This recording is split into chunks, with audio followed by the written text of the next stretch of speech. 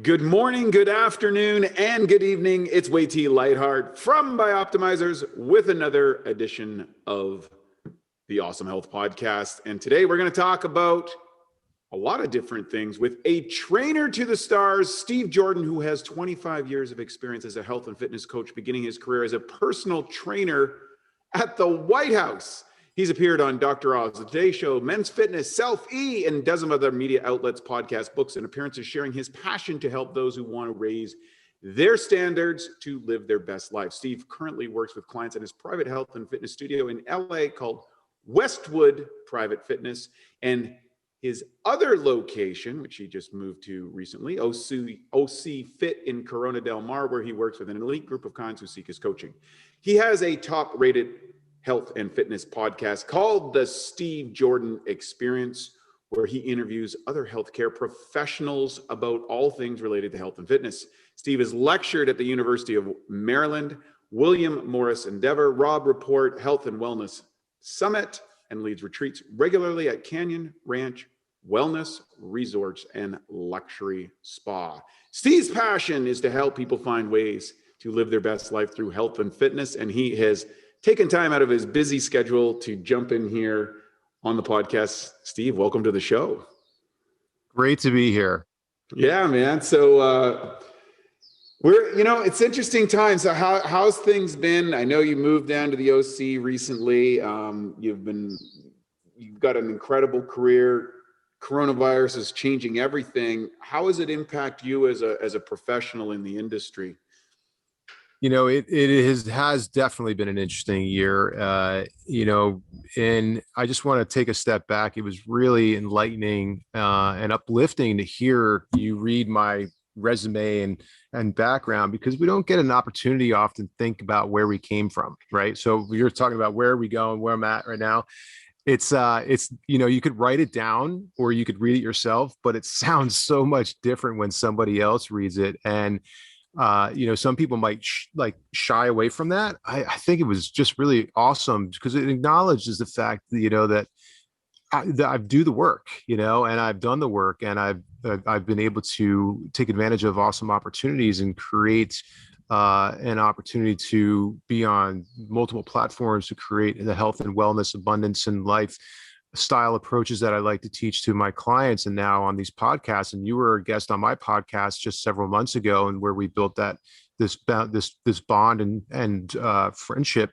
It's very cool to be able to create this unique experience with you today. And I would mention that today it's really no different than yesterday or the year before. I mean, yes, we can look at all the external influences we've had with coronavirus and the political nightmares and wars that have been going on, and the separation of people and feeling that we're being tied and pulled apart.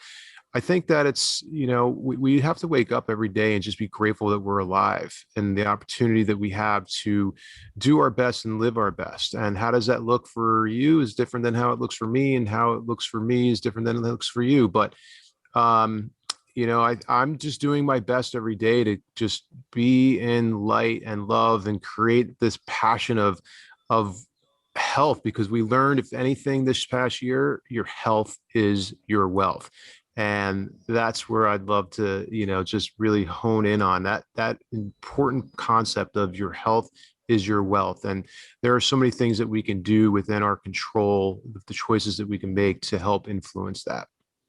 Well, the latest statistics that came out after 1 year of lockdowns is the number one comorbidity for death from coronavirus is obesity.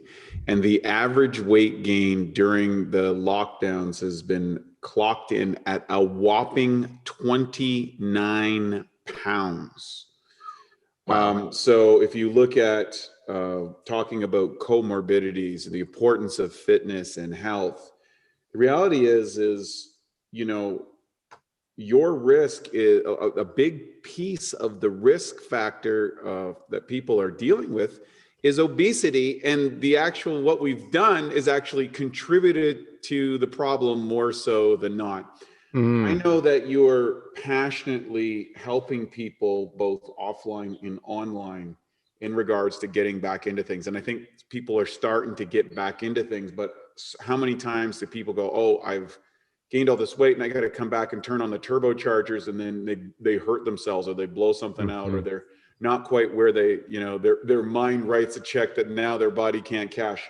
Do you have any insight into how does someone come back from this last year, or even if maybe it's for the first time ever and they're realizing is what's the strategy that would make sense for them to employ to get their best self? Yeah, that's an awesome question. And I've addressed it many times with clients through the 25 years been in this profession. Is people like when they stop. I mean, it's inevitable. We don't necessarily always have the momentum, motivation to work out. There may be a day or two or weeks or months that go by. What I recommend people is don't pick up where you left off. Many people think about like wanting to go in and do that hour workout or that hour and a half workout or do that Zumba class or whatever it is that you were doing before at the same intensity, the same length, the same duration, with the same maybe weights, and make it look exactly the same. And that's it's a common place to go because it's what you're most familiar with. But go take 2 steps back, really take your time, spend less time, ease into it. If you want to start running, start walking first. If you haven't been on a walking regimen, I think it would behoove you not to start walking for a few weeks before you start into a jogging program. If you haven't been swimming or you haven't been in the gym, get in there and do light stuff. Make sure the weights are going to be manageable. Make sure you're not too sore. I'm sure like you would imagine, like I don't like to get people ultra sore on their first day because that's not how I want to measure their success. Measuring the success is the consistency. And that's what I think that's most important too. You're not going to turn whatever you've done or undo whatever you've done over the past year or ever in your life in a day or in a week. You have to do it consistently, and that's the most important factor in this. So start slow, start easy, start simple. These are simple progressions, and then think about progression and any area and how you're doing it so that you can be doing it safely so you don't injure yourself, like you said. It's important to know that.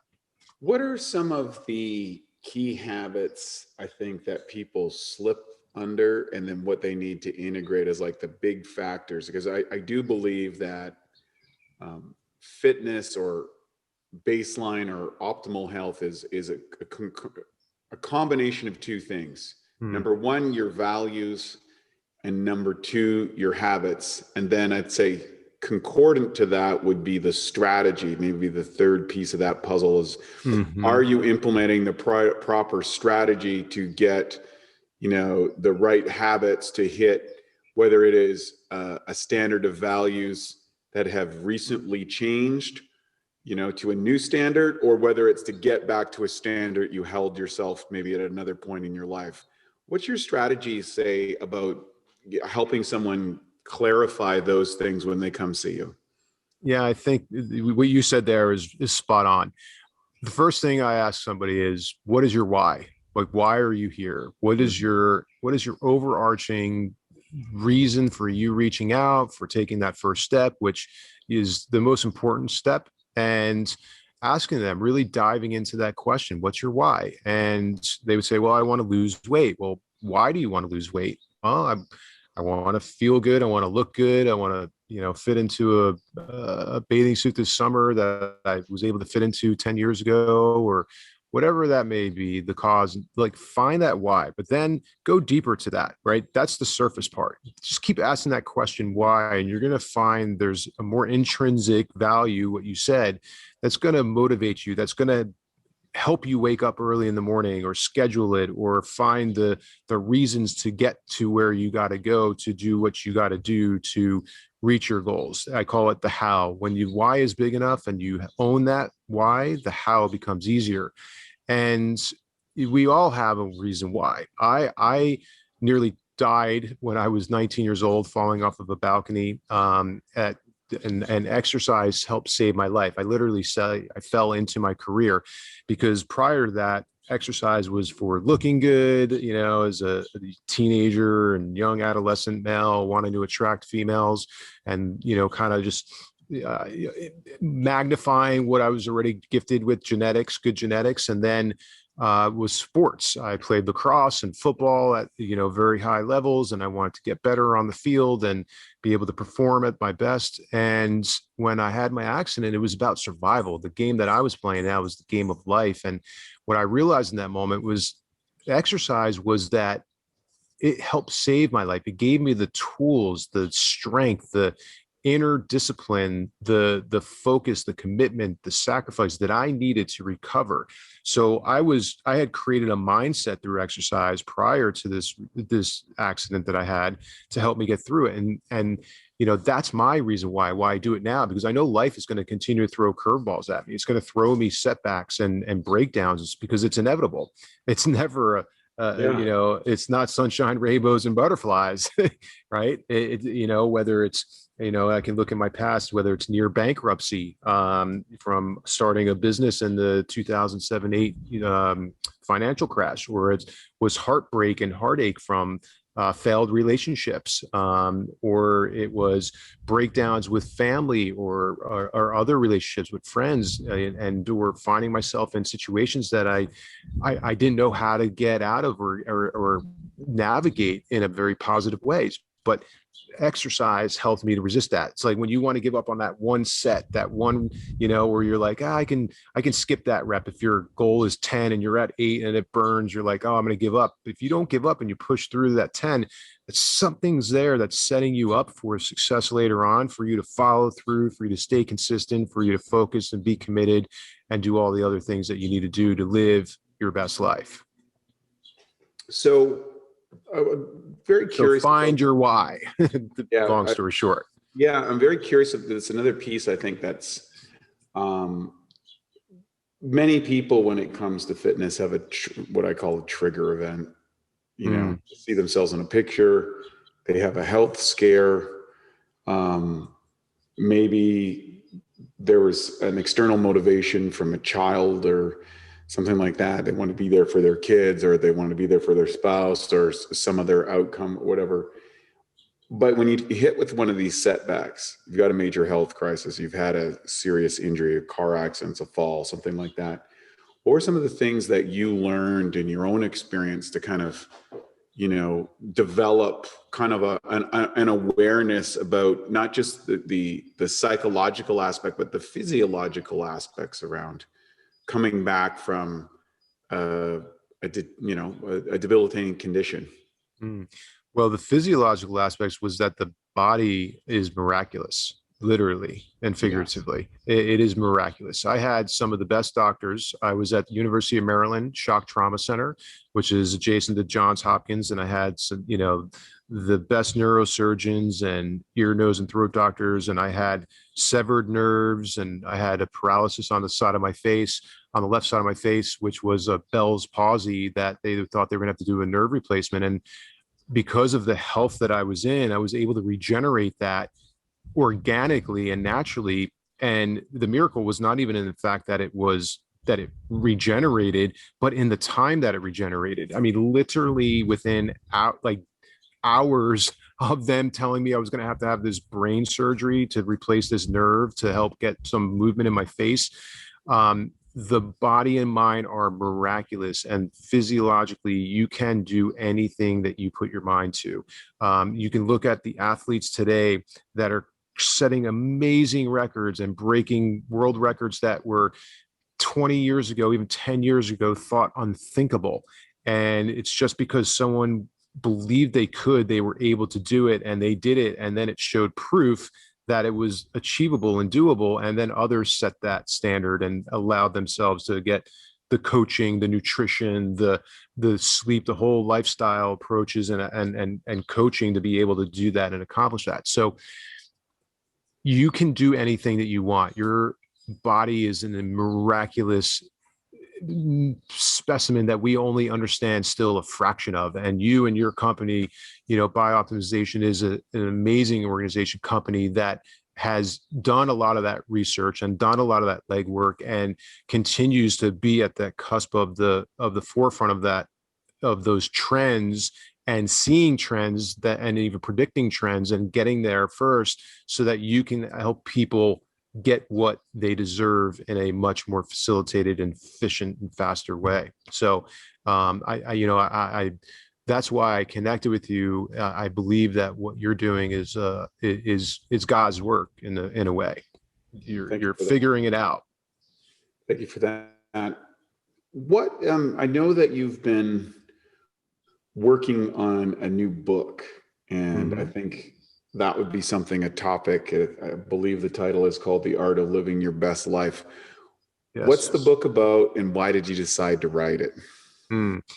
Well, I've been told for probably a decade or longer to write a book. I have an awesome story, a triumph of high, low, and high, and little highs and lows throughout. And, again, like I said, it hasn't always been sunshine and rainbows. People can look at me and see this pinnacle of health and spirit and love and light and accomplishment and success. But behind all that, there has been so much, so many breakdowns and setbacks. And I've learned through my life certain ways of doing things that work. And whether it was I learned it through my own experiences and or learned it from somebody else's experiences and their teachings and applied it to my life and saw that it helped to transform, I've taken all of this information from my personal experiences and from coaches and mentors that I've had, and even my clients. I always learn from my clients as well what their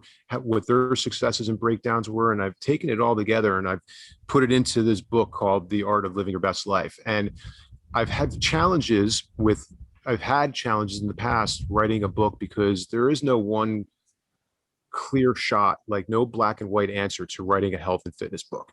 It's like, that's what I love about what I do, is that I can have 10 people, not 10 programs are going to look the same. And it was almost impossible. I can, to sit there and write a health and fitness book and say, okay, this is the workout you should do. This is the cardio program you should do. This is the nutrition program you could do. Because I knew that I wasn't able to, it was being untruthful. It was not being authentic, and it wasn't allowing myself to really hit it on a wider note. So your best life is your best life. What does that look like for you? I'm going to give you tools in this, from lifestyle approaches, your mindset, your exercise and movement, sleep patterns, your thought patterns, your limiting beliefs, and give you tools within these sections to be able to create the inner well-being to have an outer well-being to live your best life, so you can make choices and do the things that you need to do on a day-to-day basis, and create goals and standards, like you said earlier, standards at a higher level than what you're living today, and you deserve it. And that's something that I hone in on as well, a life that you deserve to live, because many people believe they don't deserve to live a great life. They believe they don't deserve to live in an abundant life, to have love and success and money and access to things and vacations and whatever it is that fulfills you. They believe sometimes that they're not worthy, and I know that because I felt that as well. So I've helped myself to overcome that, and I want to help others to overcome that as well. What are some of your kind of standards, or I guess go-tos, as far as your own health and fitness regimen? Like what is a day in the life of Steve Jordan look like? What are the, because it's going to vary a lot. I think a lot of people kind of think that we all get up in this kind of perfect biohacking universe and everything is just right, and we spend this much time doing this, that, and the other thing. Say, what would a day be like for you? And then when you're getting pressed for time or energy or whatever it happens to be, what are the things that you keep and what are the things that you drop? So first, sleep, right? We'll start at the night. Sleep is so important. I've been a sleep whore or sleep monger for a long time, since I was, remember in college. I tell the story to clients, and on my podcast as well, where I remember studying and pulling late night study sessions with friends for an exam, and everybody would be stressed and cramming and be like, oh, we got to be here till 2 o'clock. And I at like 11 o'clock, I'm like, I'm out. Like, this is like, nothing else is getting in here. I'm done. All I'm thinking about is sleep. I would rather wake up on a good night's sleep and take that test with maybe less knowledge and make good educated guesses, rather than sit out here till 2 or 3 in the morning and try and cram stuff in and go to an exam feeling tired. So I had that kind of innate like understanding how important sleep was before we've known, like in the past 5-10 years, the study of sleep, how it's now become a science. We understand the value of it. So sleep is so important, 7 to 8 hours. I know that it depends on, the person. You can definitely have less when you're getting older, but it really depends on what makes you feel good. So it's hard, again, to say you should get 7 hours or you should get 8 hours. I would say 7 to 9 would be a good range. I wake up first thing in the morning, and now at 46 years old, I stretch in bed. Not because I'm hurting, Cool. but it's actually it's to not hurt. So I pull my knees to my chest, because when you're laying down, and I learned this from my clients who are older and who have had physical problems, and when I've diagnosed it and broke it down to the core of where the problem is, oftentimes it's sleep that's causing them the pain, because they're sitting in a position or laying on one side and their shoulder is collapsed and their head is cranked, and they're lying on their stomach in their sleep, and their back is arched. And so all these contorted positions we sleep in, and we don't move much for 7 to 8 hours, it puts us in these really restricted states. So I stretch in the first thing in the morning for about 2 minutes, 3 minutes. Then I wake up and I use the restroom, and then the first thing I do is drink water. That is the first thing I do. That's a non-negotiable. It's like, even if I'm traveling, I always make sure if I go to sleep, like, there's a bottle of water sitting next to my bed. So I drink water first thing in the morning, and I continue to do that for about 2 hours until usually I have to pee again. And then I start with my day, a light, like, shake, an organic, very good sourced vegetable protein, like right now I'm using one called Naked Pea, that I've been using for about a year, and it's got very little ingredients in it, so it's got a good standard. And I use like almond milk or water, or a combination of both, and maybe I'll throw some almond butter in there, depending upon where I potentially could see my breakfast being, or how busy my morning is. And I drink that, and I drink it like kind of slowly, almost like someone would drink coffee. And sometimes I may put a little coffee into it too, if I need a little extra like boost, but not too often, maybe once a week at that. And I drink that, and that kind of eases in my digestion. It makes me feel good. It gives me that immediate energy that I need, and my body doesn't feel heavy after eating like a meal. And then maybe around 10 o'clock, 11 o'clock, I'll have a normal, what you might consider a breakfast, where it's consistent of eggs and toast, or and gluten-free is something that I'm very consistent with, almost 20 years gluten-free. There are times when I do have gluten. I'm not 100%, but I would say 90% of the time, if not more. And then I have lunch, and I kind of just graze through my day. If I'm hungry, I'll pick something up, and then I have a nice meal with my family. And that meal will be something what comes from the earth. I'm a big believer that we should eat from the earth. If it wasn't here 1,000 years ago, we shouldn't eat it. If it's produced in factories and it's manufactured and it has long shelf lives, I don't believe that it's necessarily good for you. There could be some things that are, but having food, from the sea or the land is super important to me, and I usually do that. Those are non-negotiable. So nutrition is the second non-negotiable, with sleep. And then movement. That's like kind of even third. Like, if you had talked to me 10 years ago and we were doing this interview, I would have been like, yeah, movement, exercise. But now it's like kind of third on my tier, because I need that sleep, that rest, recovery. I need the nutrition for that energy. And then movement becomes part of that cycle and routine as well, where my movements can be simple. The people were like, what do you do for this? At 46, I'm fortunate. I still have six pack, and I'm very, balanced, and I don't have any kind of pain or discomforts. And last summer I was setting out to run a under 6 minute mile, which I almost beat, which I hadn't done since high school. I got to 6:02, and I just kind of lost the momentum to try and do six on that particular run. And I just, and that was actually something too, where I was like, you know what, I don't need to do it, right? Like, it's good to do it. It would be awesome to do it. But I felt like I was pushing myself too hard, where then I could start getting a little spun out in my head, where I start chasing this like dragon where I don't need to. And it was okay to kind of take my foot off the gas on that. But I'll run, I swim, I surf now. Now living in Costa Mesa, I've been surfing more than I have in the past 5 years. Just taking walks like in the evening now. I take my dog and my wife, we go for a walk at the beach and watch the sunset. And that could be the exercise for the day, as well as I'm moving with my clients and I'm stretching and showing them how to do things.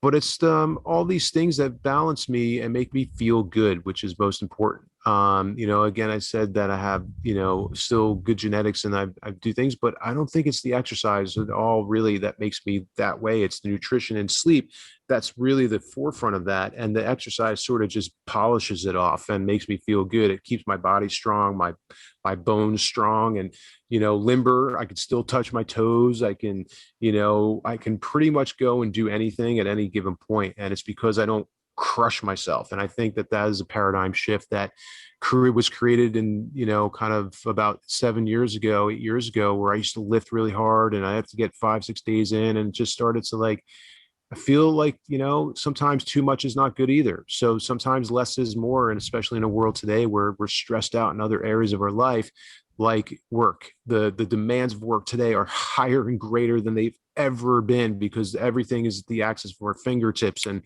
we got to be on call and responsive to things. And that stress cycle gets really high there. Well, when you exercise and you exercise really hard, you're adding more stress there too. And that compound of stress can actually be counterproductive rather than productive. And, you see those people all the time, Wade, I'm sure you do too, where you see them working out really hard, doing all the, the cardio, and maybe their nutrition is okay, not great. And they're not getting the results that they need or want, but they're doing all the work. And it's because their stress levels are so high and their cortisol levels are so high. So they're just hitting this wall, and they're not making any progress. When if they had toned down the workouts and maybe did some yoga, and they maybe did some Pilates, or even just meditating and stretching and relaxing, they would have better results. Would you agree with that? Oh yeah, 100%. I think one of the things I think you touched on, I think is really interesting, because this is something that shifts. I know particularly as you get older and you have all these other demands in your life, and oftentimes you have to start dialing back how much or how hard that you train. So I know my own career, when you're competing for national and international bodybuilding titles, it's a 24-hour day, 7-day a week job. And then when you get into a business career, that becomes, as you illustrated, that becomes the 24/7 job. And all of these contribute to the overall load of the system. What adaptations do you see, kind of clear markers for people as they age, where they've got to be a little bit mindful about how often, how hard that they train? I know Shannon Sharp talks about it, and Skip, in his thing, where he says that, he got to a certain age in his football career, and he's like, he just couldn't hit the recovery the same level. And he could have a 110, 120 yard game, but then, he couldn't be back for the next game to do that. And so he had to start picking his spots later in his career that, okay, we're going to come in and do this piece for this many reps, and this, I don't have to be an every down guy, and was able to win more championships. And I think that's kind of like the highest level, but it's the same in our own lives. With clients, particularly as they get into their 40s, 50s and beyond, what are some of the things that you notice around training and recovery? And now for a Bioptimizers fixed digestion tip: supercharge your protein shake. Everyone knows protein shakes are a great way to sneak in extra protein, build more muscle, even replace meals and burn more fat. The problem is the highest quality protein typically absorbs at around 40%. One way to fix this and dramatically increase how quickly and effective your protein shake digests is to add 2 to 3 capsules of masszymes into your shake. One research study showed that pre-digested protein during a meal increased muscle growth significantly. To take advantage of this, just blend the open capsules into your shake, and within 15 minutes or less, the enzymes will have begun to break down the protein into amino acids. This can make your shakes at least 2 to 3 times more potent. Some people do this and sip on their shake while lifting to provide their muscles with a steady stream of amino acids during their workout. To save 10% on masszymes, use the code SHAKE10, that's SHAKE10, at masszymes.com. That's SHAKE10 at masszymes.com. Being tired, like just mentally drained. If you're in this space where you have to like constantly just like, where you feel like you're playing catch up, where you're like, one of those kind of like in those spaces where you're just like, man, I just wish I had a break. If you start listening to your self-talk, like, are you saying to yourself, like, I wish I had a break. I wish I had more time. Like, I wish I wish I could take a vacation. If you're doing this a lot of wishing of time and space and using less energy, then there's a sign there, where you're mentally and subconsciously you're telling yourself that, and on a conscious level you're just reacting to it and expressing it, but you may not be hearing it, where your body and your mind are telling you something. Injuries, of course, are always the one of the first and foremost ways physiologically to start saying, telling yourself, seeing yourself that you might be overworking, whether it's overtraining or you're overtired and you're overstimulated at work, where things start to ache, arthritis, things that in nature, I see, stress is the number one reason for dis-ease, and that dis-ease could be, an arthritis in your fingers or your elbow, or things that you might consider, that's normal, like my knees bothering me, that's normal.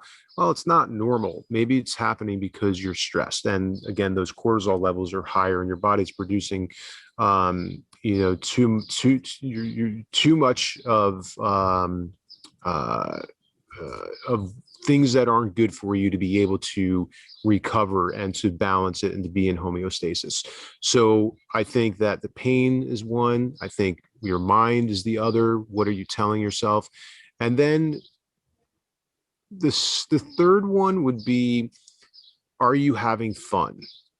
Are you having fun in your life? Like, are you able to like look at your day, your week, and look back and say, did I have fun today? Did I do something that I wanted to do? Did I do something that made me feel good about something that fulfilled my passions and hobbies? And if you didn't, then you need to take a look at that, and you need to add more fun into your life and schedule it. We're not kids anymore, where you could just, wake up and be like, oh, today's gonna be a fun day. What are we gonna do? You got to kind of plan it out, whether it's with your family or for yourself, but take time to yourself, and find things that you are enjoying and having fun, because we only get one trip on this roller coaster ride, that we call life. And that's the book, The Art of Living Your Best Life, because I know it could be taken in an instant. And I'm sure we can all relate. There's probably someone in our lives, whether, very close to us or within a few degrees apart, that their life came to a sudden stop. And if they were able to sit there with you and tell you what, if they had another day on this earth, what they would, what advice would they give you? They would say, live your best life, do anything that you want to do, because it goes quick and you never know when your day is up. Could happen in a blink of an eye. That's very pertinent. And I think a lot of people nowadays, if there's one advantage of what's transpired in the last year, is people are like rethinking about, well, all of a sudden, even if you were healthier doing your career, whatever, a lot of that was been taken away from people. And then now they're kind of rethinking about, well, what am I going to do with my life, with what I have left? And is the way that I've been living in the past the way that I want to live in the, moving into the future? And I think that's maybe the best takeaway that's happened in the COVID era. I want to touch base. I know we're mindful of your time. You have a lot of courses, a lot of things available, both, in person, but you also do some online classes. When did that begin for you? And what do you think is the power of online classes for your clients and for people who decide that they want to get involved? Like, what do they need to look for? What should they be selecting in an online course? Well, you touched on this. We many people have had to adapt, and that's what makes us human. Is we're adaptable creatures. We are forced to adapt, and many people don't want to adapt. We want to stay stuck in the model that's been working for us and that's been congruent. And that's also human, is to stay in this sort of flux of just balance and the comfort zone, if you will. And COVID created this opportunity for me where I first kind of looked at it as an opportunity to relax and take some time off and like kind of just, go with the flow. But after 3 months, I was like, and I was fortunate to be able to do that. But after 3 months, I'm like, this isn't going to change anytime soon. So I need to adapt and start to figure things out. So I started to explore the virtual training space. And what I did was I took some classes of my own to kind of see how it worked.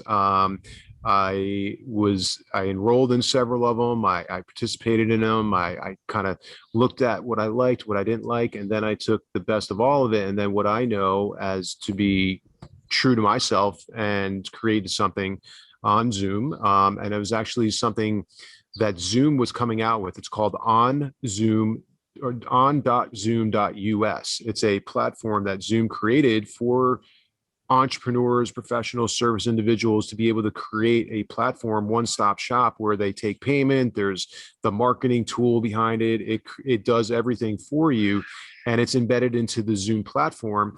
And I created a program. And the first one I did, I reached out to my network of clients, past clients, people that I've met through the years that are in my mailing list. And I put it out there, and I got about 10, 12 people that enlisted and enrolled. And kind of like how I started my career, I started with a very low introductory price just to kind of get people in there because I didn't feel comfortable or 100% confident that it was going to work. And so I wanted to just kind of feel it out. It was kind of a teaser and a warm up for me. And that first month, people were loving it. And all those 12 people came back. And I increased the rate, which now is at $89.95 for a month series. And it is however many and it has many Tuesday, Thursdays are in a month. So there's usually 8 or 9 in a month. So you get 8 or 9 sessions. I mean, it comes out to $10 a session, which is, if that, which is a steal for 45 minutes. And it's functional fitness, and functional fitness is an opportunity for you to work in a fitness way to move your body in all planes of motion. I call them primal movements: squat, push, pull, press, rotate, lunge, and hinge. And if you can do all of those, you can do all the other cool looking fancy stuff. And we work on those and elements of that. And we focus on core and balance and flexibility. And all these 12 people have been coming back, all except one who was doing it until her ballet class kind of picked back up and she's back in ballet. But it's been really cool to see. And I've had this now. It's also community, which I also enjoy. They're like my team and I'm their coach. And for the first time in my career, I feel like I've created something out of nothing because I was forced to, that now is a supplemental income for me that I enjoy doing on every Tuesday and Thursday. And I was doing Saturdays, but I felt like because summer's coming up, it was actually a Tuesday, Thursday, Saturday class for half hour. But because now summer, people want to spend more time on the weekends with their families and doing things, I felt like it was a good time to just, come back. And instead of doing 3 30-minute classes, we're doing 2 45-minute classes. And this month's program for the month of May is called Ripped. I thought it was just apropos because I'm from Jersey and May was the time of the year when you were thinking about the beach because you were in the doors all winter wearing heavy clothes. It was cold. And now you were still working out if you were in the fitness but you weren't you weren't getting your beach vibe Size on. for the winter and shredded for the summer. There you go, man. Exactly. You know it. You know what I'm talking about. Yeah. And so, I call it ripped, and it's a fun, and actually got a lot of great feedback from it because it's authentic to me. It's something that brings me back. I smile when I'm in there. I'm feeling good. And, I'm focusing on different nuances of fitness within that functional fitness platform where it's about focus. Ripped is about getting like that, as a bodybuilder, it's that mind muscle connection deeper, more intimate, really honing in on something to be able to create a feeling and a movement that is going to make your muscles a little bit stronger and feel good. And then at the end of the workouts, I give a tip. So I call it a rip tip. And it's an opportunity for me to just kind of share about 2-3 minutes on how you could also, like this past week, I shared about water and the importance of water intake. And, if you want to shed fat, like water is one of the most important things that you can do with hydration and how much hydration and so on and so forth. So giving guidelines in that. So it's also informative as well as a workout, which is as I'm an educator as well as a coach and instructor. So it's a really great opportunity to work with someone like me who normally you wouldn't be able to, whether it because of a location and or budget. And it's an opportunity that we can all do. And the great thing about this as well is you don't have to do it live. It's better if you do it live because you're with the team and with everybody, but it's also recorded. So Zoom creates this recording that I send to you after, if you're not in the class, that you can do on your own to stay in the program so that you're not falling behind. And I create that intention so that you feel like you should do it, because if you don't, you're gonna like fall behind, because there's this progression through the month. And each month I kind of just add a whole new series, and it's kind of they're all building on each other, and I'm really enjoying it. It's a lot of fun. So I would encourage anybody listening, check it out. It's on.zoom.us, and you can search under Steve Jordan. And you'll find the program there. We could also put it in the show notes as well. I don't have a link on my website, but you can definitely go to the on.zoom.us and search Steve Jordan, and you'll find it. I'm actually one of the top rated Zoom classes. I was one of the first people that they allowed, because it is like you had to be accepted into this platform that they allowed into this. And the one that's like, I think, making the most, I have almost 100 reviews, 5-star reviews and stuff like that. So they invited me actually about a month ago into this kind of brainstorm meeting with about 7-8 other Zoom members around the country that were using the platform, and they wanted our opinion on what they were doing right and what they weren't doing right, so that they can make the platform and usability of it better. So that was really, I felt good about that I was a first kind of user and adapter, and that I was being acknowledged by being in that meeting, and it felt good to be a part of that. So I would encourage people to get a part of this. It's fun, it's engaging, and you'll feel great. And that's really what it boils down to. I love coaching. You'll hear some invaluable info in these classes that I teach some of my celebrity clients that they're paying lots of money for. So it's a win-win. So where can people reach you, find out more about you, get hooked up, all that sort of stuff? I'm going to put it in the show notes, but all your social media, your website, all that sort of stuff. I love personal emails. I'm very good at getting back to people. I have a standard of getting back to people within 24 hours. If I can't answer the question within 24 hours, I will tell you that I'm busy. I hear your message or your question, and I'll get back to you, shortly. But you can email me at steve@stevejordan.com. My website is stevejordan.com. You can Instagram me as well, Steve Jordan Lifestyle. I'm on Twitter, but I don't really follow that as much. It's not really my platform, but Instagram is the best way, and or the email. And I prefer, and you can go onto my website. If you go in there, you can go in and put your info in there, leave your email address, and you can become part of my mailing list, and you'll see weekly updates on my podcast or things that I'm up to, retreats that I'm leading in the future, that you could be a part of as well. So it's a lot of fun. This is a lifestyle for me. It's not, you can call it a career or profession, but it's part of who I am. I love what I do and the people that I can help, is most important to me. Transformations that I've seen through my career have been nothing but less than extraordinary. And I still keep in touch with some of my original clients that I've had like 25 years ago, and they still, reach out. Or I even had a couple on my podcast. I had 3 of my original clients on a podcast, which was super cool. It was a flashback. It was awesome my best to talk about. Yeah.